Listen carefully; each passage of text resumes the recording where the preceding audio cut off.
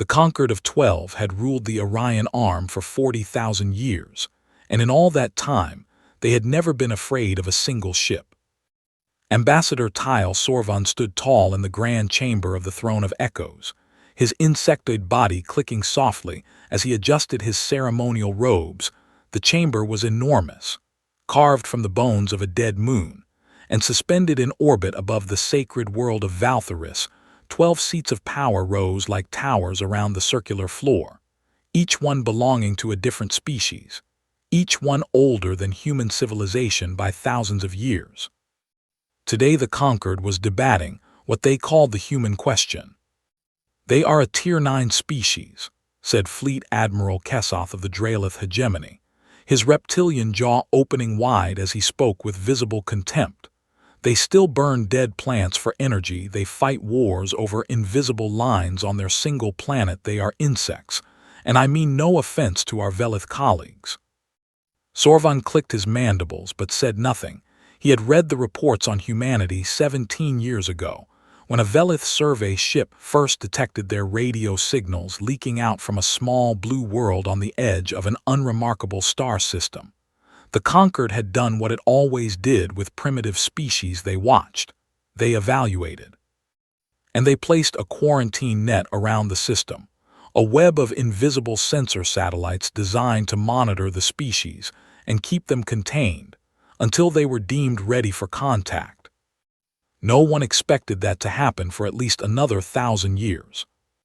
"I move that we increase the quarantine net to a full interdiction field," Kesoth continued. "The humans breed fast, they fight constantly.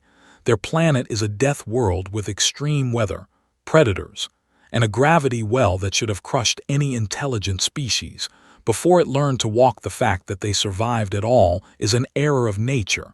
We should not allow that error to spread." High Judicator Morath of the Keth aggregate shifted in their ancient seat. The Keth were beings of living crystal, silicon-based life forms that thought in centuries and spoke in careful measured words. "The Admiral speaks from fear dressed as wisdom," Morath said in a voice like wind through a cave. "We have quarantined thousands of species across our history. Many of them grew to become valuable members of the galactic community. Patience is not weakness." Kesoth hissed, "Patience is what Prey calls its failure to act." The debate continued as it had for days, going in circles, achieving nothing. Sorvan was about to request a recess when every light in the grand chamber turned red. Every single one. The warning tone that followed was something Sorvan had only heard in training simulations. It was the system-wide threat alarm, a sound that had not been triggered in the Valtharis system in over 2,000 years. "What is happening?" Kesoth demanded, already on his feet. The tactical display in the center of the chamber blazed to life, projecting a three-dimensional map of the Valtharis system.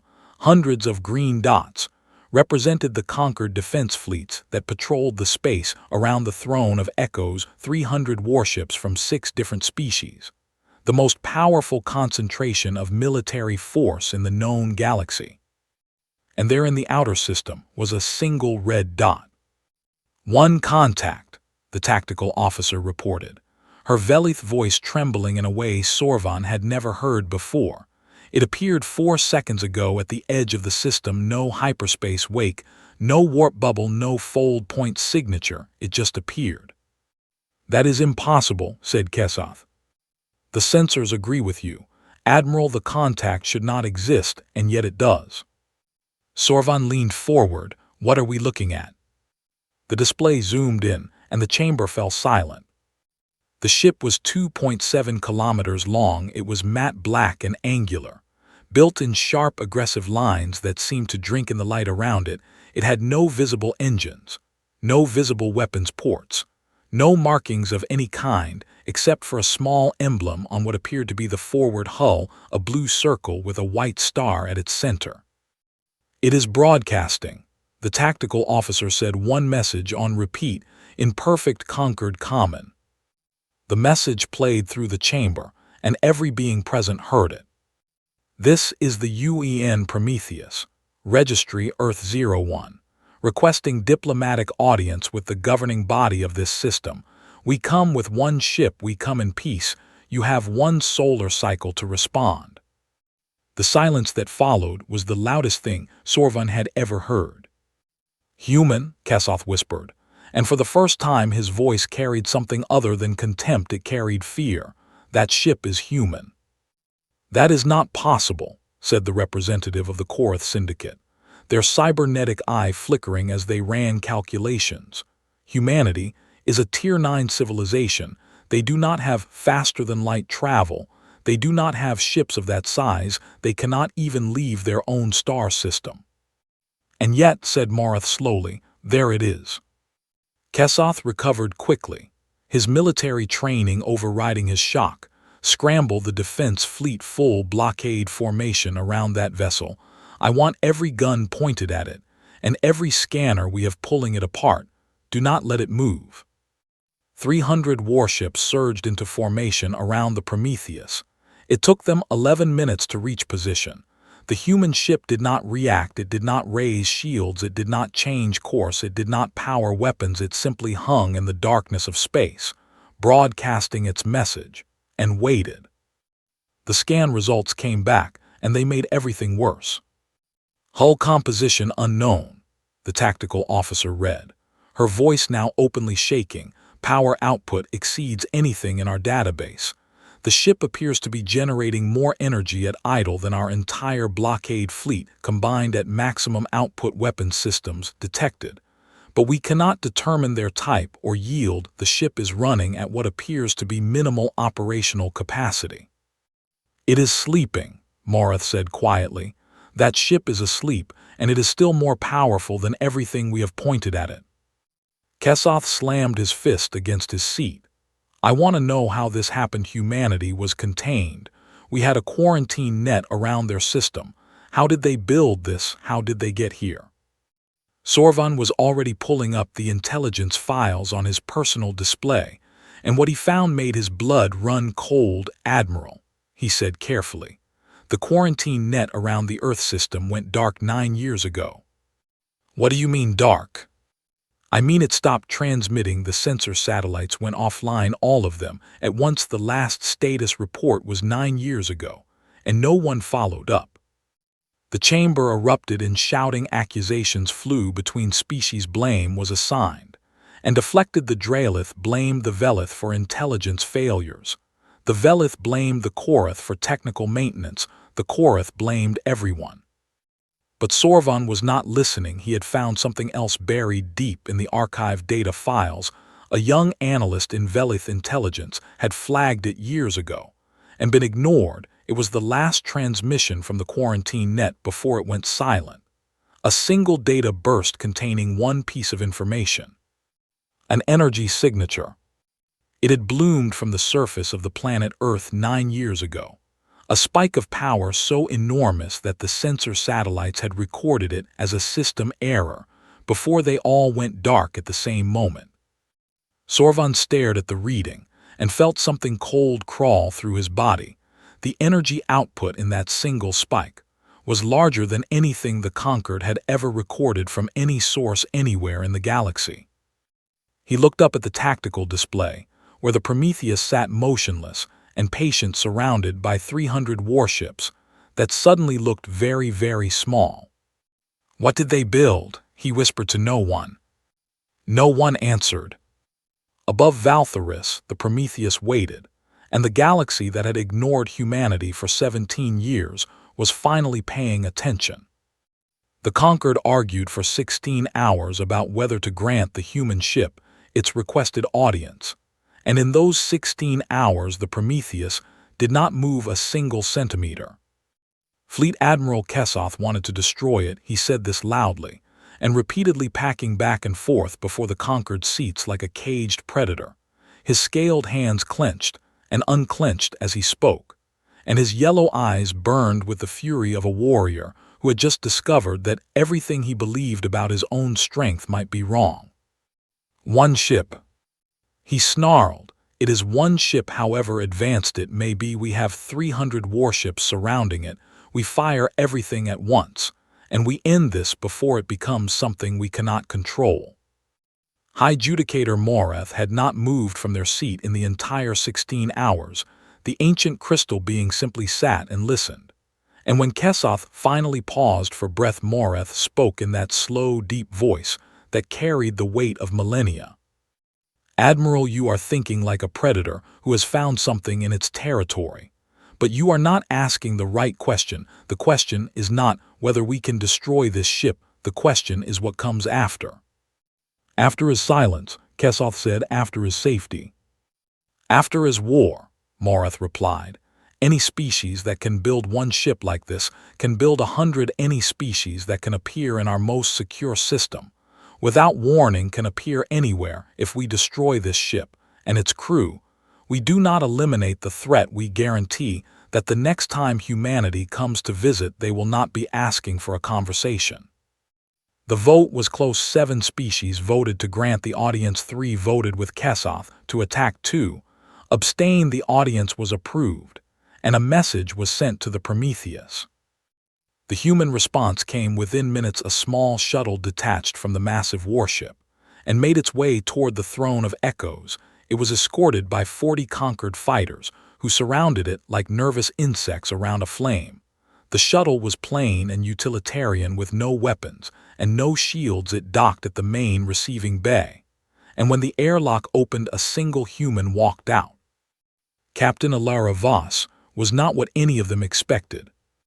She was average height by human standards, with dark hair cut short and eyes the color of deep water. She wore a simple black uniform with no medals, no ribbons, and no decorations, except for the same blue and white emblem that marked her ship. She carried nothing, no weapons, no devices, no guards. She walked into the most powerful political chamber in the galaxy completely alone, and she walked like she belonged there. Sorvan watched her from his position near the Velith delegation seat, and he felt something strange, something he could not immediately name. It took him a moment to realize what it was. She was not afraid. Every species that had ever been granted an audience with the full conquered had shown fear. The chamber was designed for it. The seats towered 30 meters above the floor, forcing the speaker to look up at 12 of the most powerful beings in the galaxy. It was meant to make visitors feel small and insignificant, and it always worked. Voss looked up at the 12 seats, and she smiled. It was a small, warm smile, the kind a person might give when meeting old friends. "Thank you for seeing me," she said, and her voice carried easily through the vast chamber, calm and clear and steady. "I know this is unusual, and I appreciate your willingness to talk." "You may state your purpose, human," said the speaker of the conquered, a Velith elder whose voice carried the formal weight of tradition. Voss nodded. "I will, but first I think it is important that we understand each other, so I would like to share what we know about you." What followed was the most uncomfortable 30 minutes in the history of the conquered. Voss spoke without notes, and without hesitation she laid out in precise clinical detail everything humanity had learned about the conquered of 12. She knew their military strength down to individual ship counts and fleet positions. She knew their territorial disputes, the border conflicts between the Dralith and the San that had simmered for centuries. She knew their economic dependencies, which species relied on which resources, and where the supply chains were vulnerable. She knew their political fractures, the alliances and rivalries and secret deals that held the conquered together. She knew things that were classified at the highest levels of conquered security. She knew things that some members of the conquered did not know about each other. And she delivered all of it in a tone of polite, friendly conversation, as if she were discussing the weather. When she finished, the chamber was so quiet that Sorvan could hear his own heartbeat. "How?" Kesoth said, and his voice was barely a whisper. "How do you know these things?" "We watched," Voss said simply. "When we found your quarantine net around our system, we had 2 choices. We could be angry about being caged, or we could be curious about who built the cage. We chose curiosity. We studied your technology. We studied your communications. We studied everything we could reach, and then we reached further." She paused and looked around the chamber, meeting each pair of alien eyes in turn. In 17 years, we went from burning fossil fuels to building the Prometheus. We did not do this because we wanted power. We did it because we were afraid a galaxy that puts a cage around a species it considers inferior is a galaxy that might decide to do something worse, and we wanted to be ready if it did. "What do you want?" Morith asked. "A seat," Voss said. "Here at this table, full membership in the Conquered. We want to participate in galactic civilization. As equals, we want to trade and learn and share and build alongside all of you. That is all we have ever wanted." She let that settle for a moment, and then she added in a voice that was still warm, but carried something underneath, something hard and unmovable. "We would prefer to be your partners. Please do not make us be something else." Sorvan felt the temperature in the room change, not physically, but politically. Everyone understood what she was saying. She was not begging, she was offering a choice, and one of the options was not something anyone wanted to explore. Kesoth stood, his hands were shaking, but his voice was steady and cold.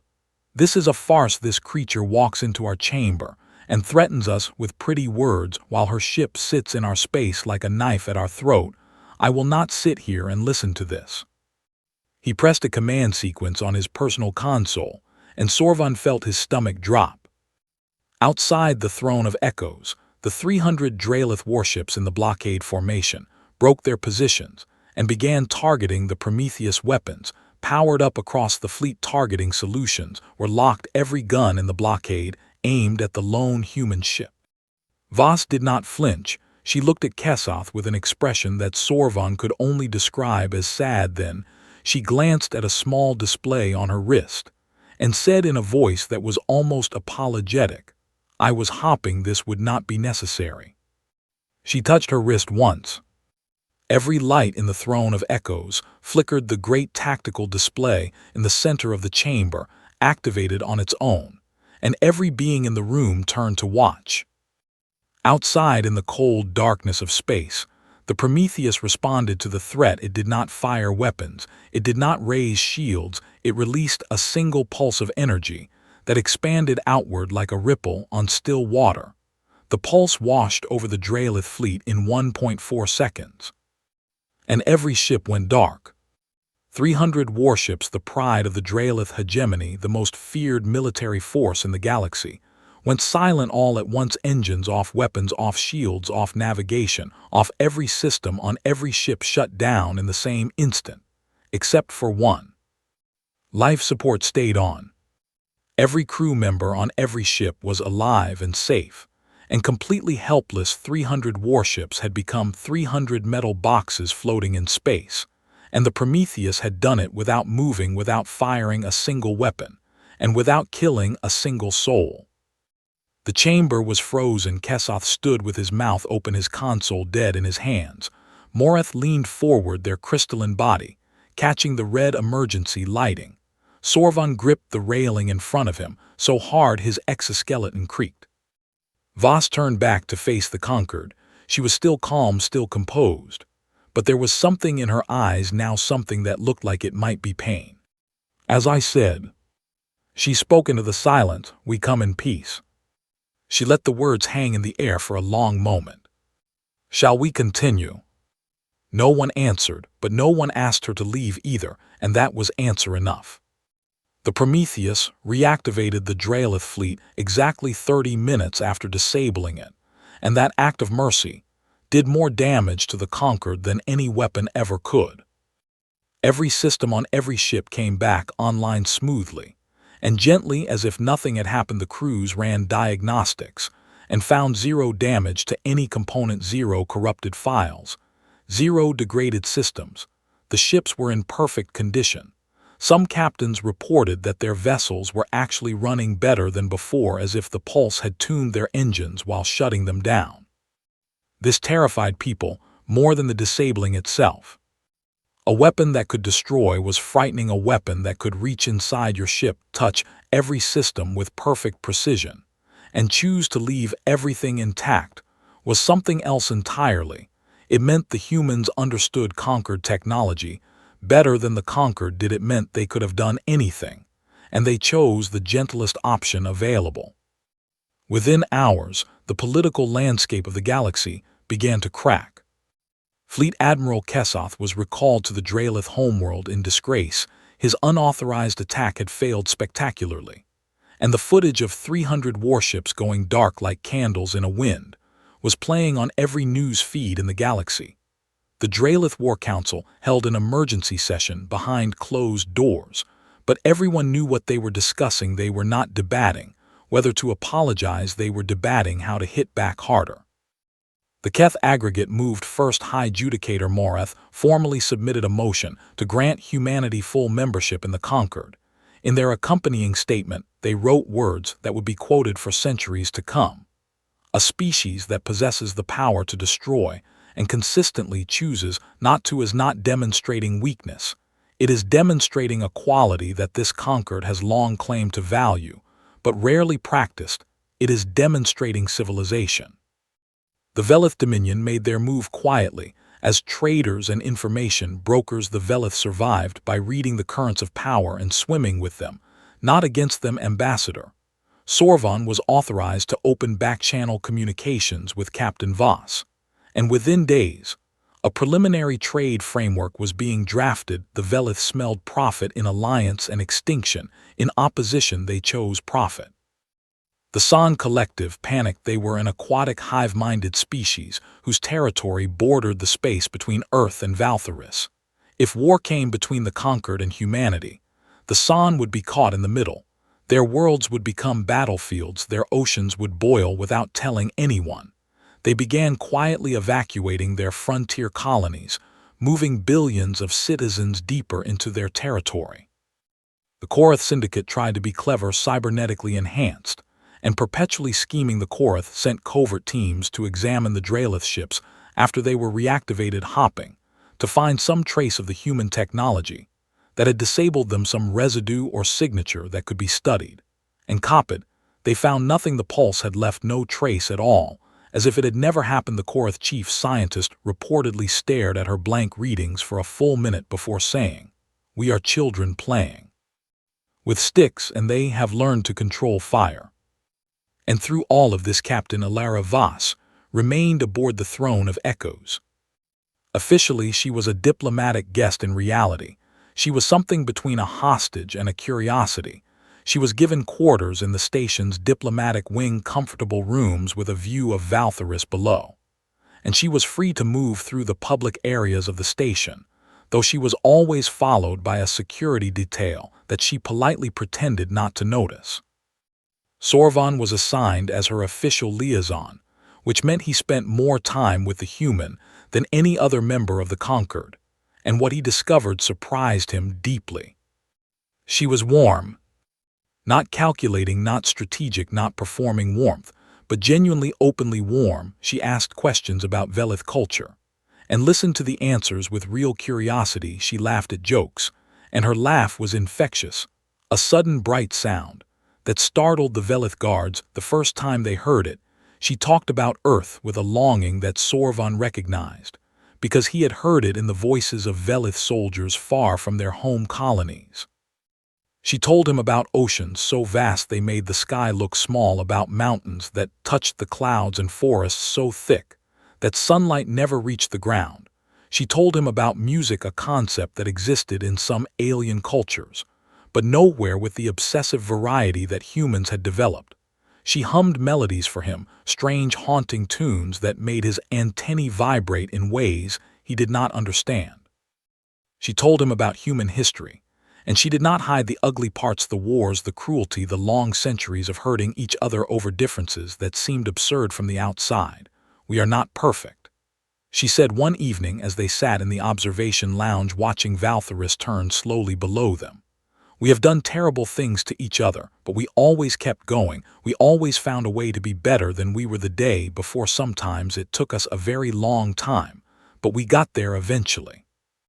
Sorvon found himself liking her, and he realized with a start that this was not an accident. Voss was not just a captain. She was perhaps the most skilled diplomat humanity had ever produced, wrapped in a military uniform, and her weapon was not the Prometheus.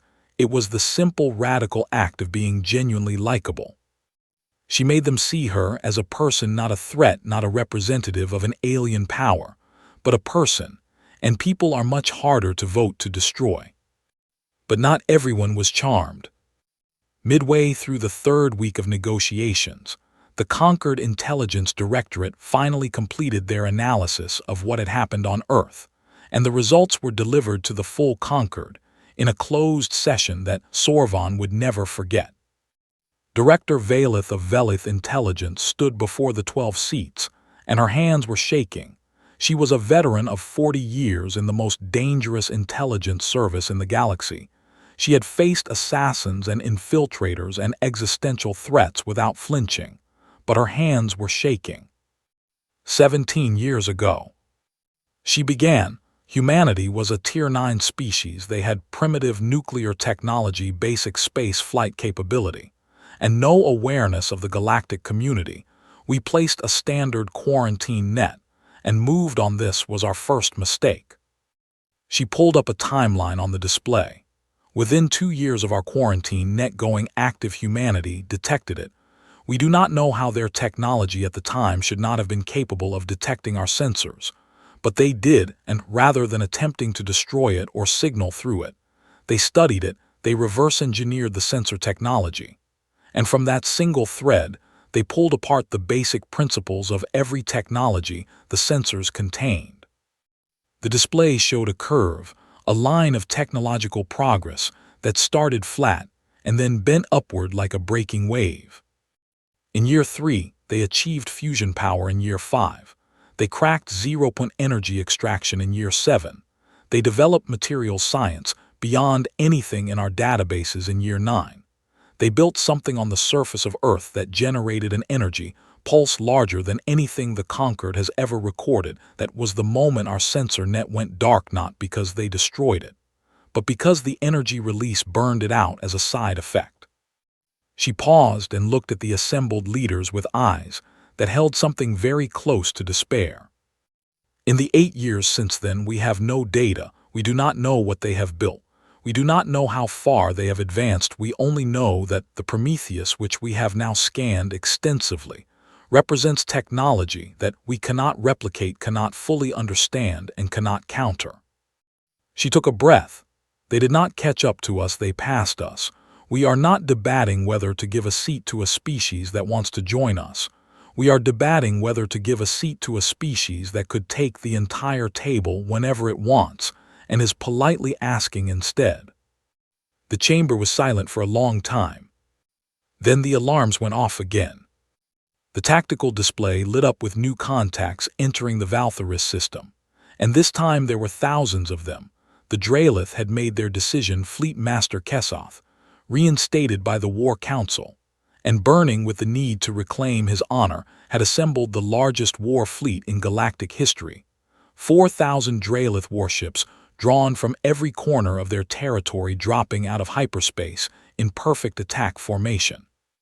Kesoth broadcast his message on all channels, and his voice was cold and absolute. The Draelith hegemony does not recognize the authority of this Concord to negotiate on behalf of the galaxy. The human vessel will surrender unconditionally and submit to disassembly, or it will be destroyed. This is not a request. The Concord had not authorized this. The Draelith had gone rogue. Sorvon rushed to the observation lounge and found Voss standing at the window, watching 4,000 warships fill the space around the throne of echoes. Her reflection in the glass showed a face that was not angry and not afraid. It was sad, deeply, profoundly sad. "I told them," she said quietly, and Sorvon was not sure if she was talking to him or to herself. "I told them we came in peace." She lifted her wrist communicator and opened a channel to the Prometheus. Her voice when she spoke was steady, but heavy with a weight that Sorvon could feel in his bones. "Send the message," she said. "Wake the others." She lowered her arm and stood in silence, watching the stars fill with warships. Sorvon wanted to ask what she meant, but something in her expression stopped him, something that told him he was about to find out, and that the answer would change everything. Fleet Master Kesoth gave the order to fire, and 4,000 warships obeyed. The barrage was the most devastating display of military force the galaxy had ever seen. Kinetic rounds the size of buildings streaked across the void. Plasma lances burned white-hot lines through the darkness. Antimatter torpedoes spiraled toward their target, trailing coronas of annihilating energy. Gravity weapons bent space itself, trying to crush the Prometheus into a singularity. 4,000 ships, firing everything they had in one simultaneous, overwhelming strike, designed to reduce a 2.7-kilometer warship to atoms. The barrage lasted 45 seconds. When the sensor readings cleared, the Prometheus was undamaged. It had not moved. It had not activated shields. It had not fired back. Its matte black hull showed no scoring, no warping, no damage of any kind. The most powerful military strike in recorded history had washed over it like rain on stone. But that was not the worst part. The worst part was the energy readings. The conquered sensors showed that the Prometheus had not simply withstood the attack, it had absorbed it. Every joule of energy that 4,000 warships had poured into it had been drawn into the hull like water into dry earth. The ship's power readings had actually increased during the barrage. It had fed on the attack. Aboard the Throne of Echoes, the conquered watched in frozen silence. The tactical display showed the Prometheus sitting exactly where it had been before the attack, surrounded by a cloud of cooling plasma and tumbling debris from the kinetic rounds that had shattered against its hull. Its status indicator pulsed with a steady, calm rhythm like a heartbeat. Then space began to break. It started at the edges of the system, at first points of light that were not stars flickering into existence, where nothing had been before. The conquered sensors screamed warnings, as reality itself seemed to fold and tear at dozens of points simultaneously. These were not hyperspace windows. There were no warp signatures, no fold point markers. Space simply opened, and ships came through. Human ships. They were identical to the Prometheus, each one 2.7 kilometers of angular black silence, each one radiating the same impossible energy signature, each one appearing without any detectable method of travel, as if they had simply decided to exist in a new location, and the universe had agreed. They kept coming. 10 ships, then 20, then 50, then 100. The conquered tactical officers called out numbers with voices that grew more hollow with each count. The ships arranged themselves in a perfect spherical formation around the Dralith fleet, with mathematical precision that no organic pilot could achieve. Every approach vector was covered, every escape route was closed. 144 human warships now filled the Valtharis system, and the Dralith fleet of 4,000 was inside them like a seed inside a fruit. The Prometheus broadcast on all channels, but it was not Captain Voss's voice this time. It was deeper, resonant, and calm, with the quality of something vast and patient. The ship itself was speaking. This is UN Battle Group Prometheus. You are surrounded. Your weapons cannot harm us. Your shields cannot stop us.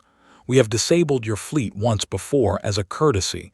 We will not do so again. Power down your weapons and hold position. Any ship that fires will be removed from existence. You have 60 seconds. The message echoed through the grand chamber of the Throne of Echoes, and Sorvon watched as 12 species reacted to the same impossible reality. The San representative had collapsed into their water chair. The Korath were frantically trying to scan the new arrivals, and getting the same impossible readings from every single one. Morath sat perfectly still, their crystal body catching the red light of 100 warning indicators. Kesoth responded with fury. He stood on the bridge of his flagship and roared into the communications array, ordering his fleet to attack all ships, all weapons, fire at the nearest human vessel, everything they had. Some captains obeyed, most hesitated. 12 Dralith warships opened fire on the closest human vessel, a dreadnought, and 11 cruisers, pouring their weapons into the same matte black hull, with the same futile result. As before, the energy vanished into the hull without effect. The human ship responded. A beam of light so precise and focused that it barely registered on wide-angle sensors struck the first Dralith ship. The beam passed through the ship's shields. As if they were not there, it passed through the outer hull without leaving a mark. It reached the weapons systems, and it stopped. Every weapon on the ship went dead, cut at the molecular level by a beam that had somehow reached inside a warship and touched only the parts it wanted to touch. The same thing happened to the other 11 ships, 12 beams, 12 ships, 12 sets of weapons. Destroyed in under 1 second, 0 hull breaches, 0 casualties, 0 collateral damage. The precision was terrifying. It meant the human ships could see inside Dralith vessels in real time down to individual components. It meant they could reach inside those vessels and touch anything they wanted. It meant that if they had chosen to target life support or reactors or crew quarters instead of weapons, those 12 ships would be tombs. They chose weapons. They chose to disarm, not destroy. Kesoth screamed for his fleet to keep fighting, but something had broken. His voice cracked as he gave the order, and even through the distortion of the communication channel, everyone could hear the desperation in it. He was not a commander anymore. He was a man watching his understanding of the universe collapse in real time. His own bridge officers began to refuse ship by ship. Across the Dralith, fleet captains made their own decisions. Weapons powered down, engines went to idle, communications channels filled with the quiet static of 4,000 ships, choosing survival over pride. Within 10 minutes, it was over. The entire Dralith war fleet, the largest military force ever assembled in galactic history, floated silent and docile inside a sphere of human warships, not defeated, not destroyed, simply shown with absolute, undeniable clarity that fighting was not a possibility, it was an illusion. Morath was the first member of the Conquered to speak. They could have killed every ship, every crew. They chose not to. 12 times they were fired upon, and 12 times they chose precision over destruction. This is not the behavior of a conqueror. Ambassador Sorvon stood, and his voice carried clearly through the stunned chamber. This is the behavior of a species that has already decided to be better than we were to them. The doors to the Grand Chamber opened, and Captain Alara Voss walked back in. She looked tired. Sorvon could see it in the way she carried herself, in the slight heaviness of her steps, in the shadows under her eyes. She had not slept since the Dralith fleet arrived, and there was something in her expression that he had not seen before, a kind of exhaustion that went deeper than physical fatigue. She stood in the center of the chamber and looked up at the 12 seats, and this time she did not smile. "I want you to understand something," she said, and her voice was quiet, but it filled every corner of the room.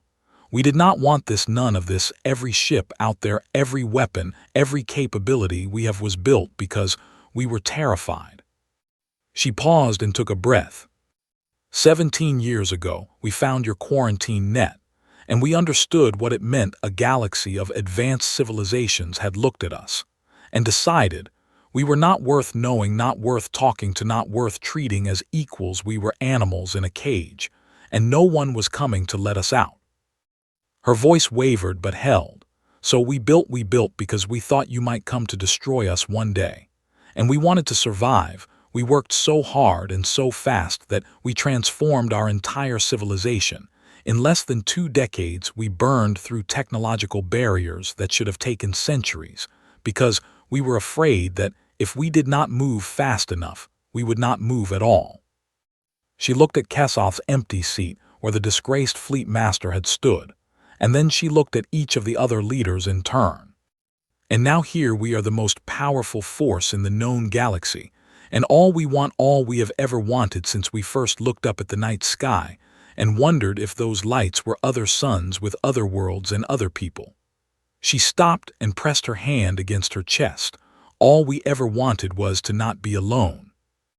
Her voice broke on the last word, not dramatically, not theatrically, but in the simple, honest way that a voice breaks when the person speaking has been carrying something heavy for a very long time and has finally set it down. "We came here with one ship because we wanted to show you that we trusted you enough to be vulnerable.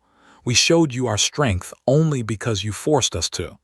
But please understand that the strength was never the point was always this moment right here standing in front of you, and asking if we can be part of what you have built, not above you, not against you, but with you. The silence that followed felt sacred, like the silence in a temple, or the silence after a storm when the world is deciding what to become next. High Judicator Morath rose from their ancient seat, the crystal being unfolded slowly, their body catching and scattering light in patterns that painted the walls in pale rainbows. The Keth were the oldest species in the conquered beings who had watched stars die and civilizations crumble into dust. They did not bow, they had not bowed to anyone or anything in 10,000 years. Morath stepped down from their towering seat and descended to the chamber floor. Their crystal feet rang against the stone as they walked toward Voss, and when they reached her, they did something that made every other being in the room stop breathing. They bowed.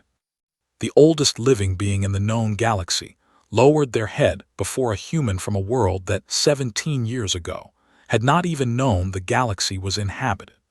"You are welcome here," Morath said, and their voice was gentle in a way that Sorvan had never heard before. "You have always been welcome here, we were simply too blind to see it." Voss closed her eyes, and when she opened them again, they were bright with tears that she did not try to hide. Sorvan looked at her and looked at Morath and felt something shift inside himself, something old giving way to something new, like a door opening onto a room he had not known existed. The galaxy was changing. He could feel it in the air, in the silence, in the way that 11 species sat in their ancient seats and watched a 12th being welcome a 13th into the family. Nothing would ever be the same. And for the first time in his long diplomatic career, Sorvan thought that might be a wonderful thing. The vote took place on a Tuesday, which Sorvan later learned was an ordinary day on the human calendar, and he thought there was something fitting about that. The most important moment in galactic history deserved to feel ordinary because it should have happened a long time ago. 9 species voted yes: the Keth Aggregate, the Velith Dominion, the San Collective, the Torvari Republic, the Mineth Coalition, the Orvan Fellowship, the Jessari Communion, the Pelith Accord, and the Haelvan Circle. 3 species voted no, though their objections were noted as political rather than principled. The Draelith Hegemony abstained. The motion passed, and the conquered of 12 became the conquered of 13. Captain Alara Voss stood in the center of the Grand Chamber as the speaker read the formal declaration, and for the first time since she had arrived in the Valtharis system, she was not composed, she was not measured or careful or diplomatically precise. She was smiling so wide that her face seemed barely able to contain it, and tears ran freely down her cheeks, and she made absolutely no effort to stop them. "On behalf of the 8 billion people of Earth," she said, and her voice cracked and soared at the same time, "and on behalf of every human who ever looked up at the stars and wished we had someone to talk to, I accept this seat with gratitude and with love, and with a promise that we will spend every day earning the trust you have given us today." The chamber was quiet for a moment, and then the San representative did something unexpected. The San were a hive-minded species that communicated through subsonic vibrations, and they rarely interacted with individual beings in any personal way. But the San delegate rose from their water chair and crossed the chamber floor, leaving a glistening trail of moisture behind them, and they pressed their broad, flat head against Voss's hand in the San gesture of familial bonding.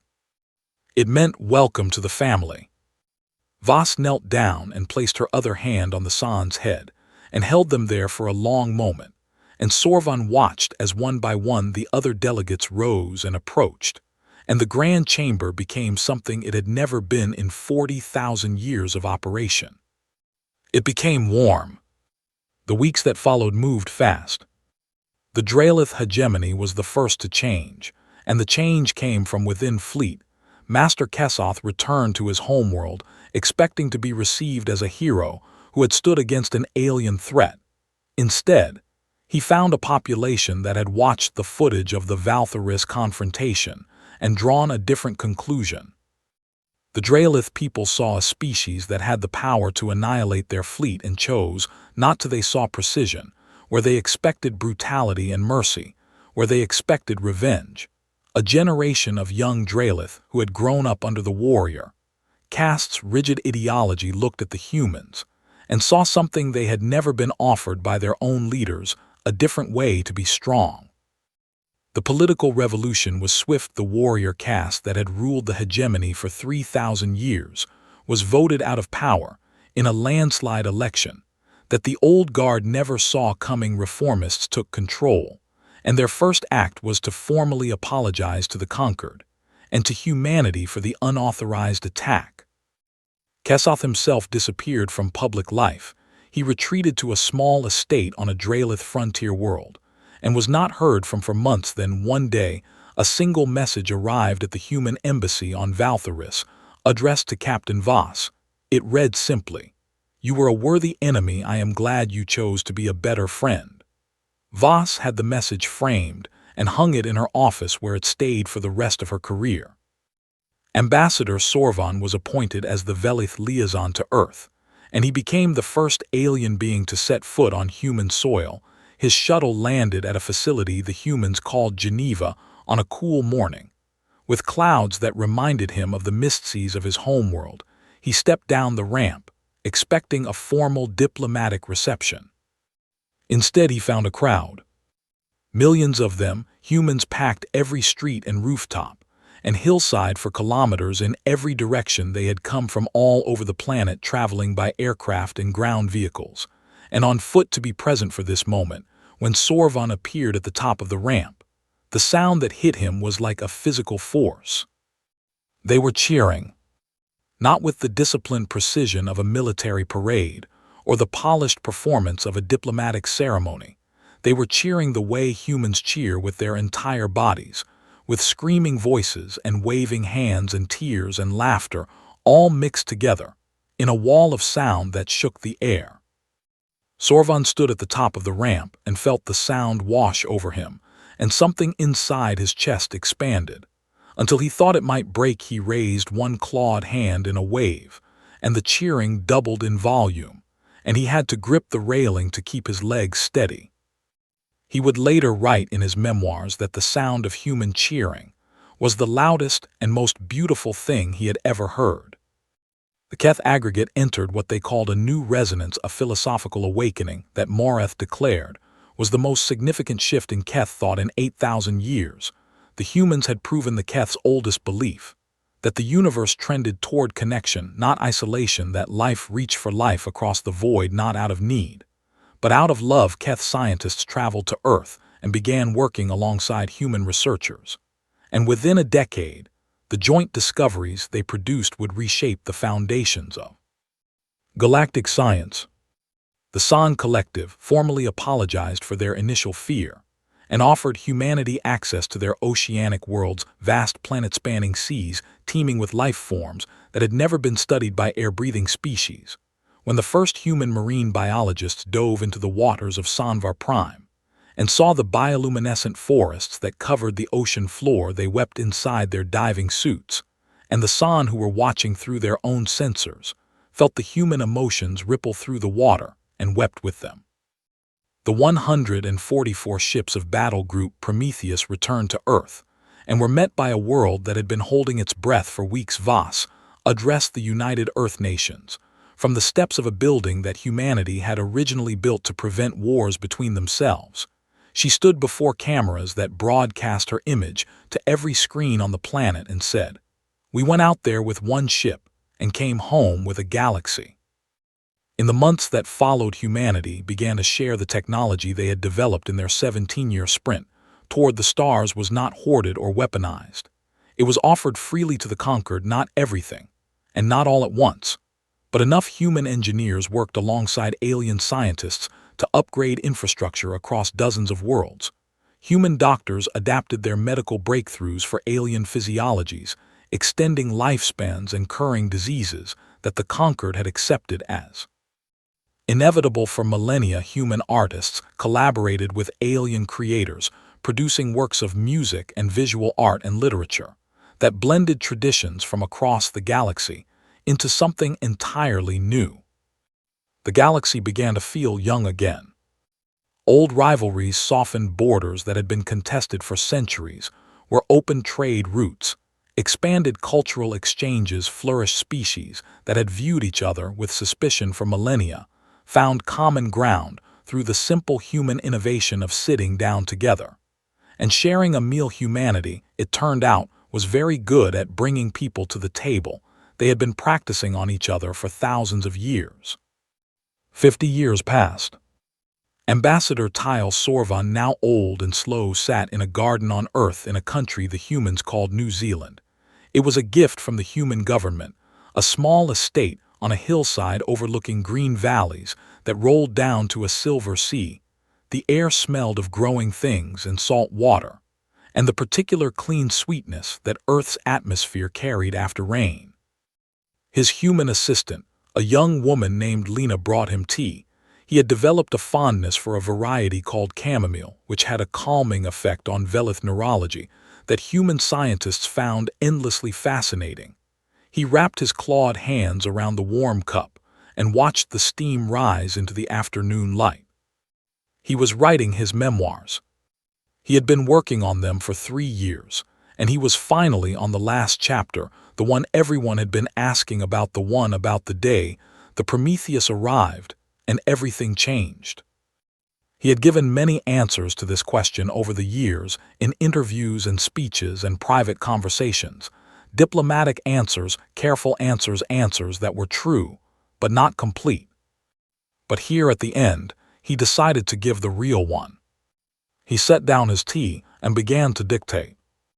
I have been asked many times what I felt in that moment when the Prometheus first appeared, and the galaxy changed forever. I have given many diplomatic answers, but here at the end, I will give the true one. I felt afraid we all did. A single ship from a species we had dismissed carrying power.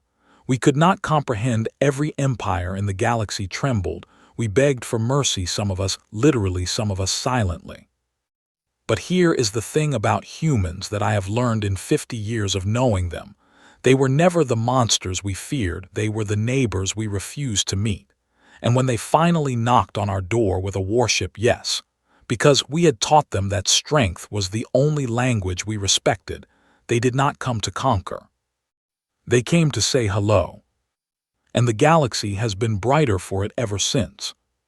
He closed the book and held it in his hands for a moment, feeling its weight, a lifetime of memories pressed between 2 covers. On the front, embossed in gold against black, was the emblem of the conquered of 1312 ancient symbols arranged in a circle, and at their center, a new one, a small blue planet circled by stars. Ine returned to collect the tea. Finished? She asked. Finished, Sorvan said. He looked out over the green hills of New Zealand toward the sea, where the afternoon sun was painting the water in shades of gold and copper somewhere up there beyond the blue sky, and the thin veil of atmosphere. A galaxy of 13 species was building something together, something that had never existed before.